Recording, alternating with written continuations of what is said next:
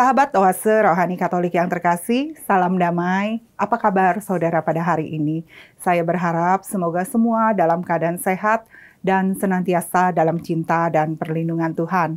Senang sekali saya, Angelica Luciana, dapat kembali menjumpai sahabat semua di Minggu Pekan Biasa yang ke-12. Dan kita sungguh bersuka cita karena pada hari ini telah bergabung bersama kita Romo Carolus Putranto Trihidayat, yang biasa akrab kita sapa dan kita kenal beliau dengan Romo Uut.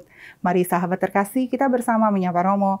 Romo Uut, salam damai, selamat datang. Apa kabarnya hari ini, Romo? Kabarnya baik, terima kasih Lucy. Semoga Lucy dan juga sahabat Oase Rohani Katolik semuanya juga dalam keadaan baik, penuh berkat ya. Amin. Terima kasih ya Romo, sudah berkenan hadir menyalurkan cinta dan berkat Tuhan bagi kita semua. Ya. Sahabat Oase Rohani Katolik yang terkasih, sebelum memulai permenungan pada hari ini, mari satukan hati membuka dengan doa yang akan dibawakan oleh Romo Uut. Silakan Romo.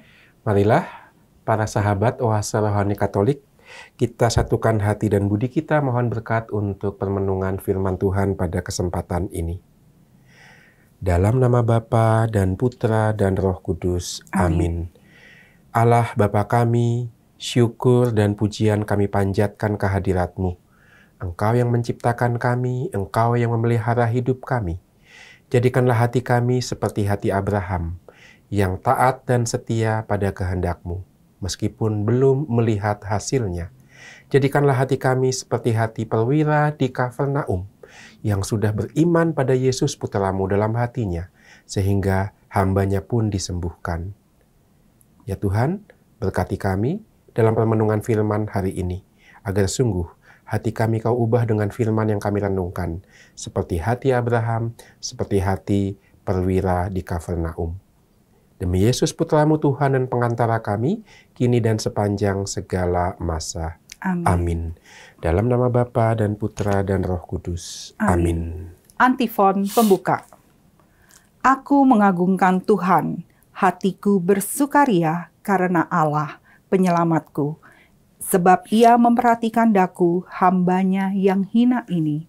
Sahabat Oase Rohani Katolik yang terkasih, bacaan liturgi pada hari ini, bacaan pertama dari Kitab Kejadian, dan bacaan Injil Yesus Kristus hari ini menurut Santo Matius.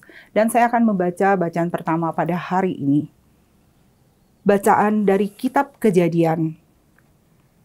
Sekali peristiwa, Tuhan menampakkan diri kepada Abraham di dekat pohon terbantin di Mamre. Waktu itu, Abraham sedang duduk di pintu kemahnya di kala hari panas terik. Ketika ia mengangkat mata, ia melihat 3 orang berdiri di depannya. Melihat mereka, ia bergegas dari pintu kemahnya menyongsong mereka. Ia bersujud dan berkata, "Tuanku, jika aku mendapat kasih Tuan, singgahlah di kemah hamba-Mu ini. Biarlah diambil sedikit air, basuhlah kaki Tuan, dan duduklah beristirahat di bawah pohon ini. Biarlah hamba mengambil sepotong roti, agar tuan-tuan segar kembali. Kemudian bolehlah tuan-tuan melanjutkan perjalanan, sebab tuan-tuan telah datang ke tempat hamba-Mu ini." Jawab mereka, "Buatlah seperti yang engkau katakan." Abraham segera pergi ke kemah mendapatkan Sarah serta berkata, "Segeralah, ambil 3 sukat tepung yang terbaik, remaslah itu dan buatlah roti bundar." Lalu Abraham berlari ke lembu sapinya, mengambil seekor anak lembu yang empuk dan baik dagingnya, dan memberikannya kepada seorang bujangnya yang segera mengelolanya. Kemudian Abraham mengambil dadi, susu, dan anak lembu yang telah diolahnya itu, lalu dihidangkannya kepada mereka. Abraham sendiri berdiri dekat mereka di bawah pohon itu, sementara mereka makan. Sesudah makan, bertanyalah mereka kepada Abraham, "Di manakah Sarah istrimu?" Jawab Abraham, "Di sana, di dalam kemah." Maka berkatalah ia, "Sesungguhnya aku akan kembali tahun depan mendapatkan engkau. Pada waktu itu, Sarah istrimu akan mempunyai seorang anak laki-laki." Saat itu Sarah mendengarkan pada pintu kemah di belakangnya. Adapun Abraham dan Sarah telah tua serta lanjut umurnya, dan Sarah telah mati haid. Maka tertawalah Sarah dalam hati, katanya, "Akan berahikah aku setelah aku menjadi layu, sedangkan Tuanku pun sudah tua?" Lalu bersabdalah Tuhan kepada Abraham, "Mengapakah Sarah tertawa dan berkata, 'Sungguhkah aku akan melahirkan anak, padahal aku sudah tua?' Adakah sesuatu yang mustahil bagi Tuhan?" Pada waktu yang telah ditetapkan itu, tahun depan, aku akan kembali mendapatkan dikau.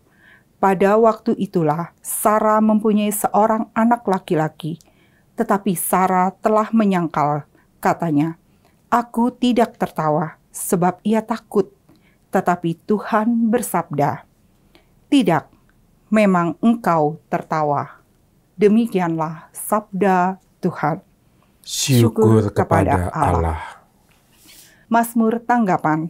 Tuhan ingat akan kasih sayangnya.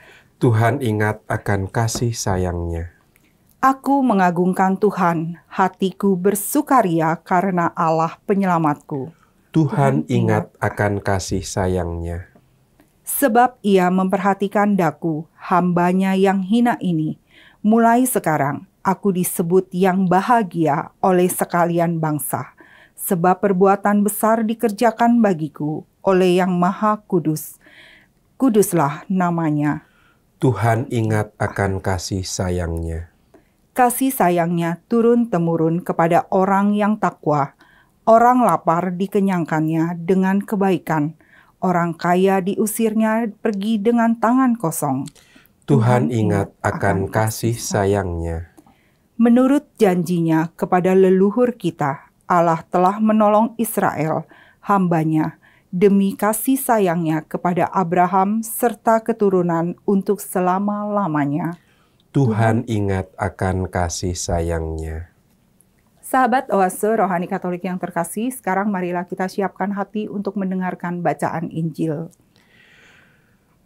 Tuhan bersamamu Dan bersama rohmu. Inilah Injil suci menurut Matius. Dimuliakanlah Tuhan.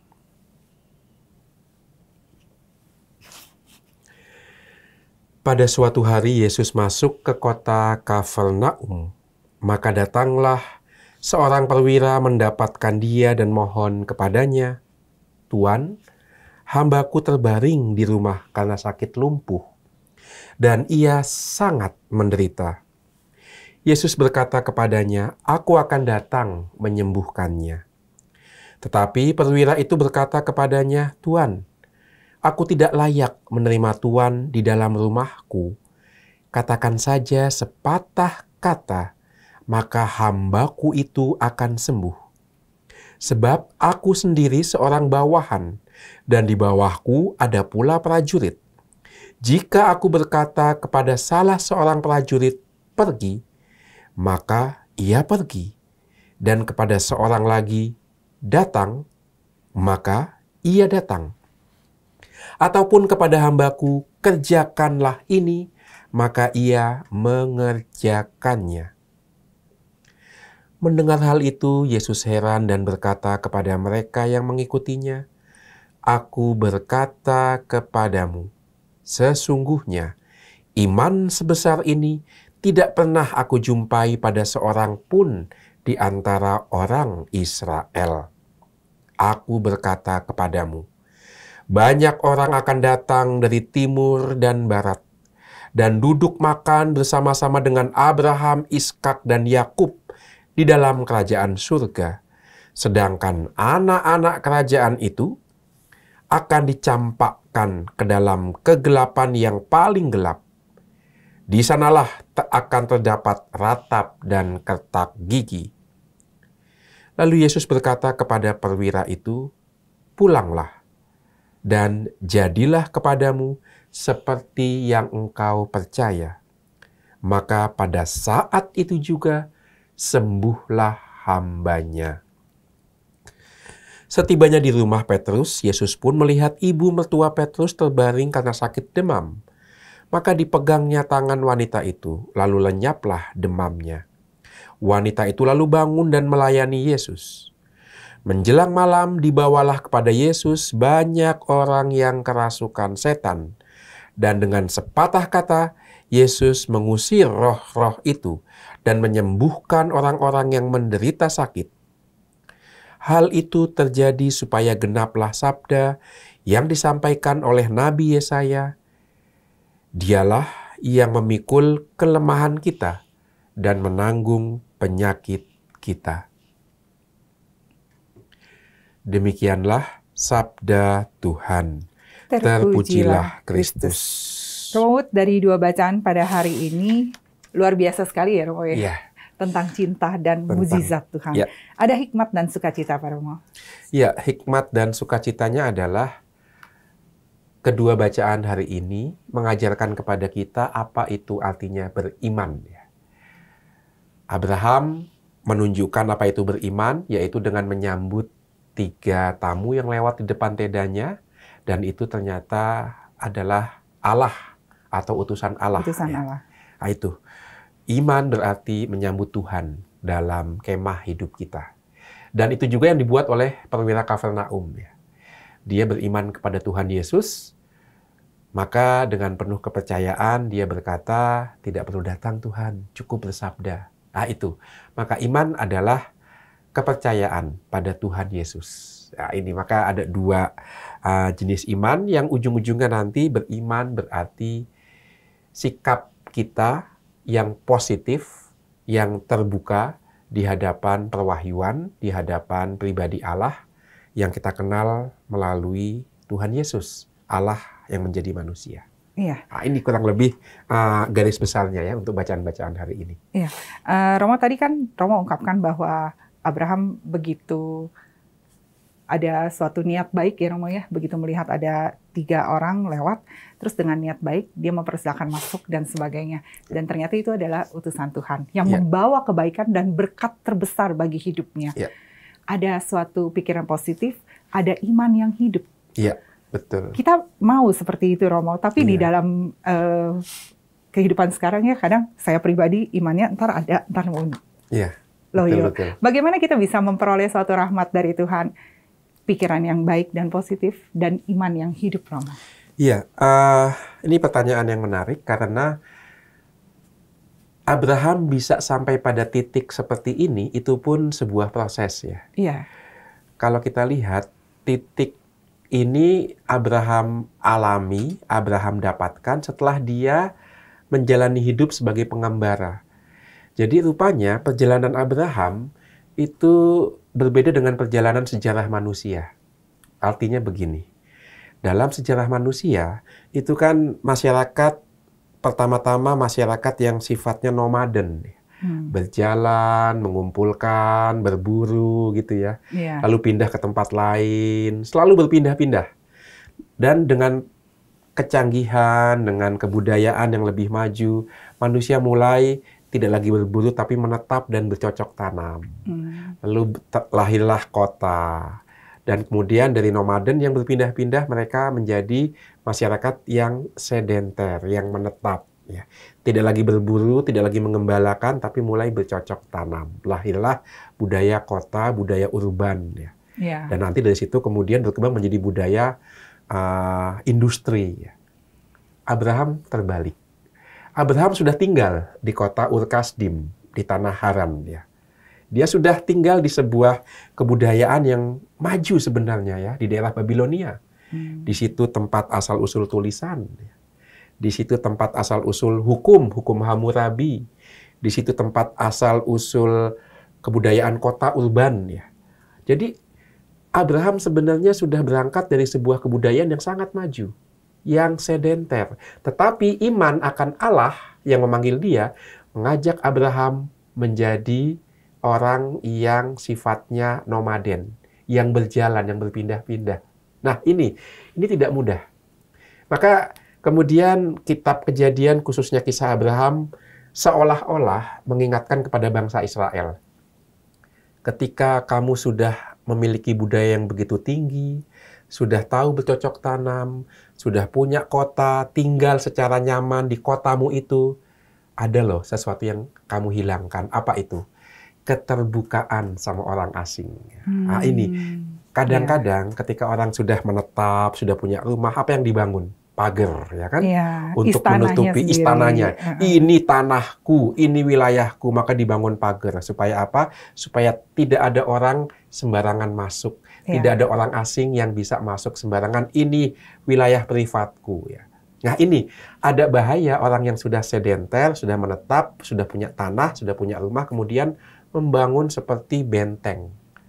Nah, kitab Kejadian, kisah Abraham, khususnya ayat 18 ini, bab 18 ini mengingatkan orang Israel untuk tidak melupakan tradisi baik ketika mereka masih hidup sebagai pengembara. Yaitu apa? Yaitu keterbukaan sama orang asing. Orang yang berpindah-pindah kan nggak bisa bangun pagar ya. Mau bangun pagar, orang pindah-pindah kok ya. Tendanya dipasang untuk kemudian besok dicabut lagi. Itu memang sulit dibandingkan menetap, tetapi ada sisi positifnya apa? Suku-suku Beduin yang berpindah-pindah itu ternyata punya keutamaan menyambut orang asing. Maka lihat dalam kitab Kejadian ini, Abraham duduk ketika hari panas terik. Apa sih yang dialami orang kalau panas terik? Males tidak ngapa-ngapain gitu ya. Tetapi Abraham bukan hanya males, tetapi dia juga memang istirahat. Dan untuk orang asing yang lewat di padang gurun, di panas terik, apa yang mereka butuhkan? Tempat air, ya kan? Tempat teduh, ya kan? Makanan, kalau bisa dipijat kakinya gitu ya untuk melepaskan lelah.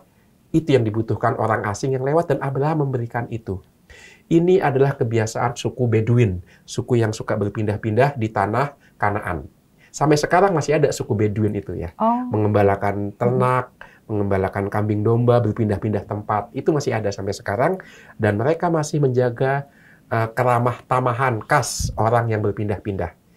Jangan sampai orang asing yang lewat tenda itu nggak mampir ke tendanya. Karena bagi mereka, orang asing atau tamu yang lewat di depan tenda adalah malaikat, adalah utusan Allah. Persis itu yang terjadi. Luar biasa ya. Dan luar biasa Abraham, coba Abraham yang punya tenda, Abraham yang punya semuanya, punya sapi, punya ternak, punya budak, tapi apa yang dia buat di depan orang asing? Dia Menyamperin orang asing itu ya kan? Bersujud loh, sujud. Kalau sekiranya aku layak menyambutmu, singgahlah di tendaku. Sujud, minta supaya orang asing itu singgah di tendanya Abraham. Ini luar biasa. Artinya memang tamu itu dihargai. Tamu itu dianggap sebagai utusan Tuhan. Dan betul, mereka ternyata utusan Tuhan. Iya, dan ada kasih. Ada kasih di situ. Yang namanya dalam bahasa Latin hospitalitas, yaitu keramah tamahan untuk menyambut orang dalam rumah kita. Ya, itu. Betul. Maka rumah sakit disebut hospital. Ya. Karena menyambut orang yang memang membutuhkan. Yang sakit harus dirawat. Ya. Maka hospitalitas. Keterbukaan untuk menyambut orang asing yang lewat dan menghargai tamu sebagai utusan Allah. Luar biasa ini sikap Abraham. Ya. Dan saya langsung berpikir nih, contoh yang harus diteladani di dalam, boleh dibilang zaman sekarang zona nyaman ya. Dia lagi nyaman di dalam rumah, berteduh di luar panas, kok mau-maunya berangkat dari zona nyaman melayani.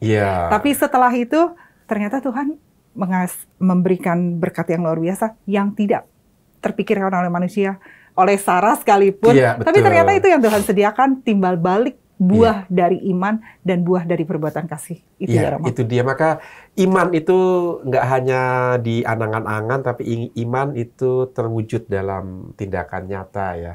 Dengan keluar, dengan melihat orang yang menderita, orang yang membutuhkan sebagai cerminan Allah sendiri ya. Ini kan mirip dengan sabda Tuhan Yesus dalam Injil Matius. Ketika aku sakit, engkau menjenguk. Ketika aku lapar, engkau memberi makan. Aku telanjang, engkau memberi pakaian. Dan yang kerap kali kita lupakan, ketika aku di penjara, engkau mengunjungi aku. Kadang-kadang mengunjungi orang di penjara itu tidak mudah ya. Benar. Mengunjungi orang sakit, oke, sudah biasa ya, ngasih kotak ke orang-orang di pinggir jalan, biasa, bisa. Tapi mengunjungi orang di penjara, ini masih belum umum ya. Maka Ini satu hal yang bisa kita buat juga, pelayanan di penjara. Ini adalah, kalau kita buat ini, kita menjadi Abraham di zaman modern ya. Betul. Dan Romo Uut adalah salah satu Abraham di zaman modern. Karena beliau ini, yang saya tahu, saya pernah ngikutin kunjungan sekali, rajin sekali mengunjungi lapas-lapas ya Romo. Sampai sekarang masih ya Romo ya? Ya masih. Karena itu dulu ketika saya masih frater, saya punya idealisme. Kalau saya jadi Romo, saya akan mendampingi saudara-saudari kita di penjara. Dan itu yang saya pegang sampai sekarang. Dan puji Tuhan ada komunitas yang menemani saya, yang juga membantu saya untuk menghayati pelayanan ini. Dan satu hal yang menarik, Lucy, dikatakan dalam kitab Kejadian bacaan pertama tadi, Abraham duduk di dekat pohon terbantim di Mamre. Apa itu artinya? Apakah betul-betul di bawah pohon? Nah, rupanya Mamre itu ada di perbukitan Yehuda, dekat Yerusalem, dekat Hebron gitu ya. Dan di Mamre itu rupanya bukan tempat sembarangan. Suku Amorit biasa sembahyang di situ. Maka tempat berdoa, tempat berdoa Mamre ya? Itu. Dan yang menjadi objek penyembahan adalah pohon suci. Maka disebut pohon terbantin. Apa itu pohon terbantin? Pohon ek. Kita nggak punya pohon ek di Indonesia ya. Oak tree dalam bahasa Inggrisnya itu ya. Jadi kayak pohon yang rindang. Pohon yang rindang yang tinggi, besar dan rindang itu.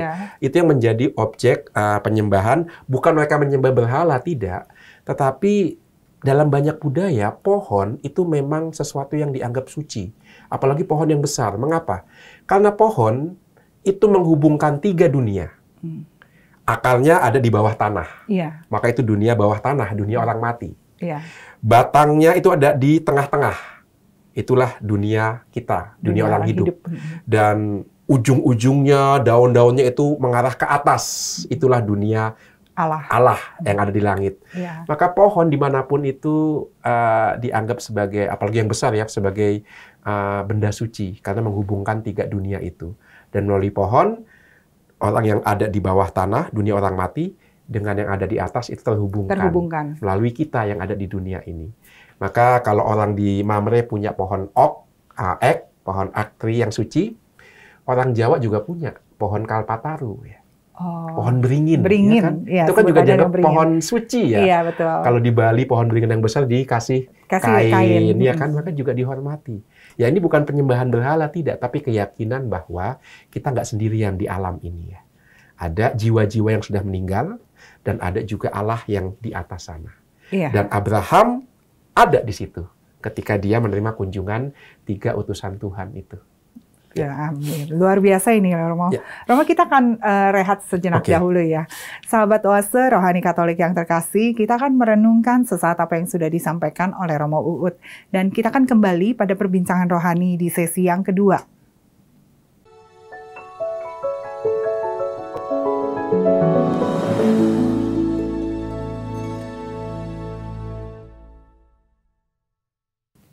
Salam damai, sahabat Oase Rohani Katolik yang terkasih, kembali lagi bersama Romo Carolus Putranto Trihidayat dan saya, Angelika Luciana.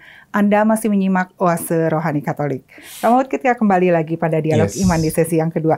Menarik sekali tadi yang Romo ungkapkan, sungguh luar biasa.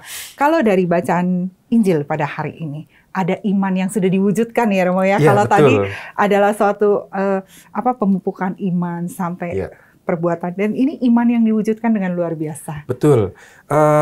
Yang menarik adalah dalam bacaan Injil itu kan perwira Roma ya, perwira Romawi yang tidak ambil bagian dalam agama Yahudi, tetapi rupanya walaupun dia orang Romawi, tapi dia tertarik dengan iman Yahudi. Maka dalam diri orang Romawi ini sudah ada benih-benih iman melalui persentuhannya dengan orang-orang Yahudi. Maka nggak mungkin kan seorang perwira Romawi lalu langsung bisa begitu saja percaya sama Tuhan Yesus. Tidak. Pasti dia mendengarkan kisah siapakah Yesus sebelumnya dan seterusnya. Tapi sebelum masuk ke sana ya Lucy, kita bisa melihat sekilas kota Kapernaum ini dulu ya. Dikatakan perwira Kapernaum. Dan Yesus masuk kota Kapernaum. Ini kota yang seperti apa sih? Kalau tadi Mamre kita sudah tahu ya, dekat Yerusalem, Yehuda, di situ ada pohon suci, tempat ibadah. ya pasti pohonnya lebih besar daripada pohon di depan kita ini ya. Betul. Tapi kurang lebih bayangannya ya seperti inilah, tinggi Rindang besar lah, rindang gitu. gitu ya, pohon ek. Nah di Kafarnaum itu, kalau Mamre itu ada di sebelah selatan di bawah, Kafarnaum itu di sebelah utara. Dia masuk ke daerah Galilea itu ya, Nazaret dan sekitarnya itu. Kafarnaum itu tempat yang, kalau Mamre itu tempat yang padang gurun, terik, maka begitu ada pohon besar langsung dianggap sebagai manifestasi yang ilahi. Sebaliknya Kafarnaum itu daerah yang hijau, banyak pohon, karena dekat danau Galilea. Ya, nah itu Kafarnaum itu kota yang terletak di pinggir danau Galilea. Berarti indah dong ya kotanya. Indah. Wah, di situ kalau di Injil Lukas, disitulah Yesus kemudian mengajarkan di dataran tanah Galilea, di dekat danau Galilea. Maka bisa kita bayangkan sebagai kota yang subur, kota yang ramai, dan karena kota ini di pinggir danau, maka kita tahu kegiatan ekonomi sehari-harinya apa? Yaitu menangkap ikan. Ya. Dan dari seorang ahli kitab suci, yaitu Pendeta Dominic Crossan, dikatakan bahwa industri Kafarnaum, industri perikanan itu sangat maju. Jadi secara ekonomi ini juga maju nih. Makanya perlu ada penjaga dari Roma untuk menjaga kota ini, karena ekonominya memang cukup maju. Nah, disitulah si perwira Kafarnaum ini tinggal. Disitulah Santo Petrus juga tinggal. Dan kita tahu dengan saudaranya dan juga Yakobus dan Yohanes ya. Nah itu kurang lebih Kafarnaum gambarnya seperti itu. Maka Yesus ada di kota yang maju ini, dan situ ada sebuah sinagoga dekat dekat Danau Galilea, ada sebuah sinagoga tempat ibadah orang Yahudi. Nah, maka ketika Injil diawali dengan seorang perwira mendatangi Yesus, kita lihat ini luar biasa. Perwira mendatangi Yesus. Apa nggak gengsi? Yang hanya kelihatannya kan seperti pengembara biasa ya, Romo ya. Iya. Yesus seperti Abraham ya. Betul. Lucy mengatakan pengembara, Yesus seperti Abraham ya. Dia berjalan, kalau Abraham itu dari utara ke selatan kembali ke utara, Yesus juga seperti itu, dari utara ke selatan mengelilingi tanah Kanaan ya. Dan betul yang Lucy katakan ya, siapa sih Yesus ini kok sampai perwira loh. Perwira tuh kira-kira di atas mayor ya. Dan seterusnya, dia punya pangkat, dia punya tentara, dia datang sendiri. Beda dengan dalam Injil Lukas, perwiranya nggak datang sendiri, tapi mengirim utusan, yaitu orang-orang Yahudi. Di sini tidak. Seorang perwira mendapatkan dia. Perwiranya sendiri mendatangi Yesus. Orang Yahudi, tidak punya rumah. Orang yang dijajah oleh Romawi. Tetapi seorang perwira mendatangi Yesus. Sebuah tanda iman. Kalau orang beriman, gengsi itu nomor sekian. Iya. Orang nggak lagi jaim, orang nggak lagi berfokus pada citra dirinya, enggak. Orang kalau sudah beriman, ya, wah itu Yesus itu di atas segalanya. Makanya perwira ini juga nggak ada gengsinya dia, nggak ada jaim-jaimnya. Dia sendiri mendatangi Yesus dan memohon. Nah, maka lihat, mukjizat sebenarnya sudah terjadi sebelum peristiwa penyembuhan hambanya, yaitu mukjizat iman dalam hati perwira itu.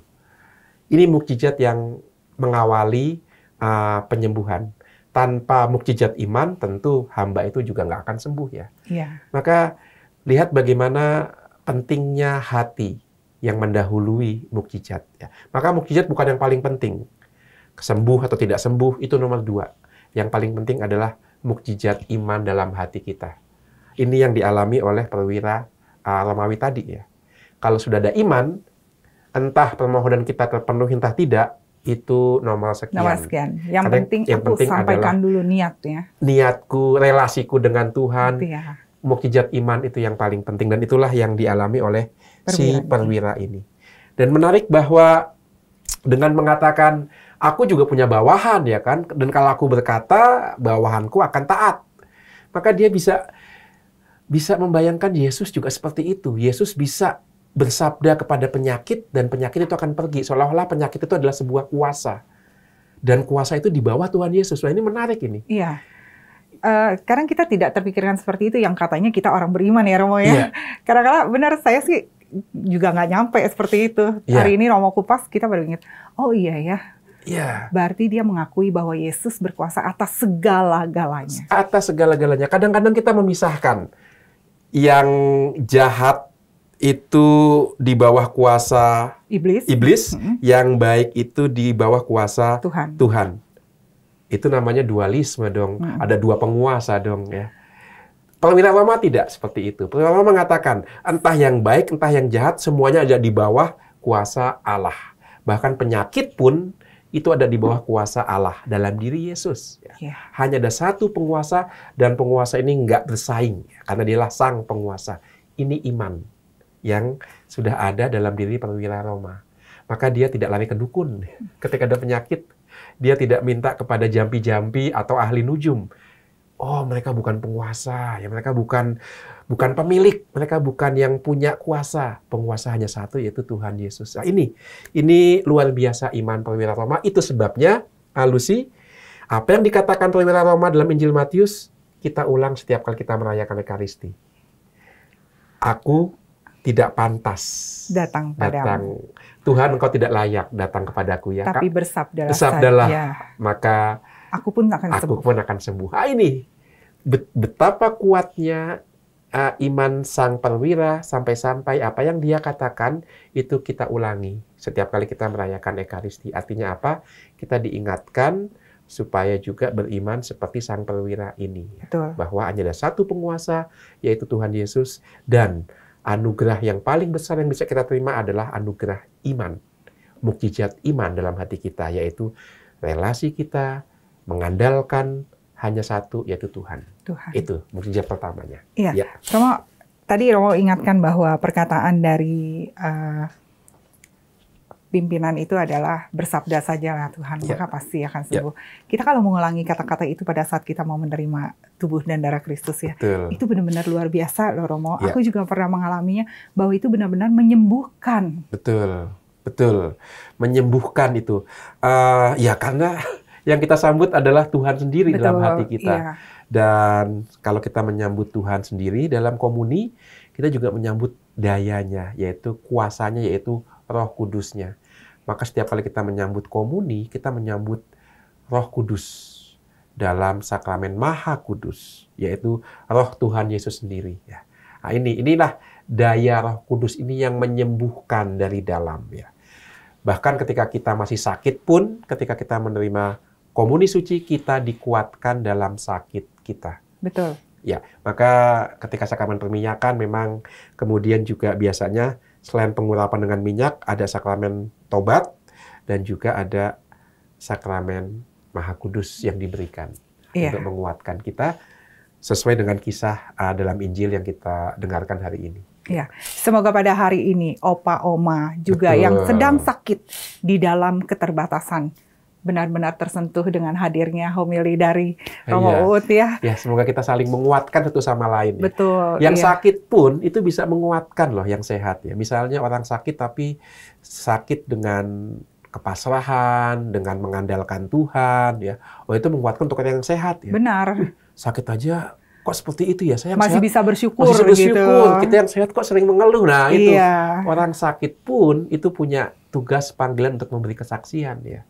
Maka kita tidak hanya mau punya kesempatan ketika kita masih kuat ya. Ketika kita sudah lemah pun, kita masih diberi kesempatan untuk memberi kesaksian. Betul. Nah, tapi pertanyaannya adalah satu, kita mau nggak datang kepada Tuhan seperti yang perwira itu lakukan ya? Iya, itu dia.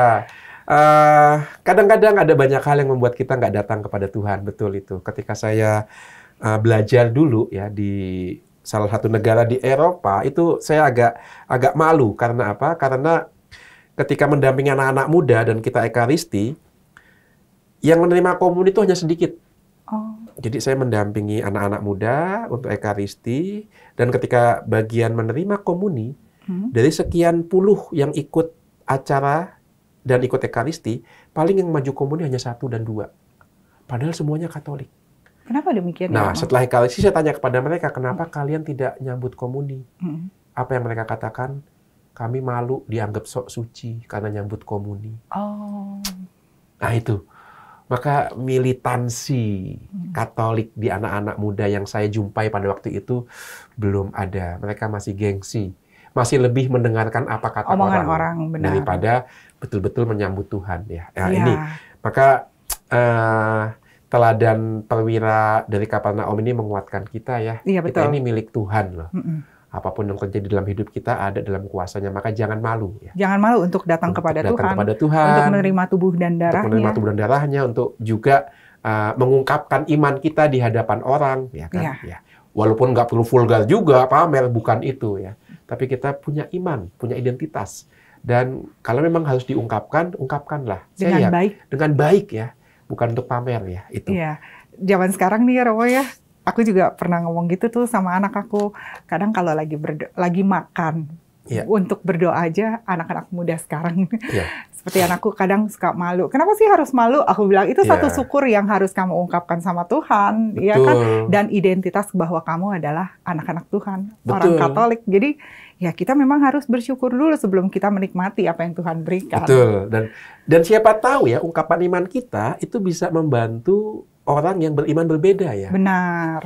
Kita berbeda tetapi saling menguatkan. Seperti saya ketika kecil dikuatkan imannya setiap kali mendengarkan sholat maghrib atau sholat subuh, mengingatkan saya untuk berdoa. Iya, betul. Maka bisa jadi ungkapan iman kita dengan membuat tanda salib, dengan mengucapkan syukur pada Allah, itu menguatkan juga saudara-saudari yang beriman beragama berbeda ya. Benar-benar. Gitu. Benar, yang Romo katakan tuh benar sekali. Kayak misalnya kalau kita lagi dengar, oh ya udah sholat maghrib, kita juga kenapa kita nggak doa malaikat Tuhan di jam-jam yang sama. Benar. Betul. Jadi saling menguatkan ya Romo ya. Saling menguatkan. Seperti Santo Paulus berlomba dalam kebaikan. Iya. Itu saling mengingatkan. Betul. Romo, terima kasih buat kebersamaannya pada hari ini. Yang Romo wartakan sungguh memberikan inspirasi dan semangat beriman bagi kita semua. Terima kasih ya Romo. Sama-sama Lucy. Sahabat Oase Rohani Katolik yang terkasih, usai sudah kebersamaan kita pada hari ini. Saya, Angelica Luciana dan Romo Carolus Putranto Trihidayat mohon pamit dari ruang dengar Anda. Sekarang marilah kita satukan hati, menutup dengan doa dan mohon berkat Allah melalui Romo Uut. Baik. Para sahabat Oase Rohani Katolik yang terkasih, kita satukan hati dan budi kita. Dalam nama Bapa dan Putra dan Roh Kudus. Amin. Allah Bapa kami, syukur atas firman-Mu. Syukur atas banyak orang kudus yang telah Kau pilih dan Kau angkat menjadi teladan hidup kami, seperti Abraham dan perwira dari Kapernaum. Semoga ya Tuhan, kami semakin haus akan putra-Mu, semakin rindu untuk berjumpa dengannya dalam doa dan permenungan, dan juga kami ungkapkan dalam aksi kami hari lepas hari, karena hati kami telah Ia sentuh dengan kasih dan setianya. Demi Kristus Putra-Mu Tuhan dan pengantara kami, kini dan sepanjang segala masa. Amin. Bunda Maria, Bunda dan pelindung kami, doakanlah kami. Tuhan bersamamu dan bersama rohmu. Semoga kita semua, keluarga kita, dan juga pesiarahan hidup kita senantiasa dilindungi, dibimbing dan diberkati oleh Allah yang Maha Kuasa, Bapa dan Putra dan Roh Kudus. Amin. Semoga kita semua dapat menjadi garam dan terang kasih Tuhan bagi sesama. Salam damai untuk semuanya. Terima kasih Romo Uut.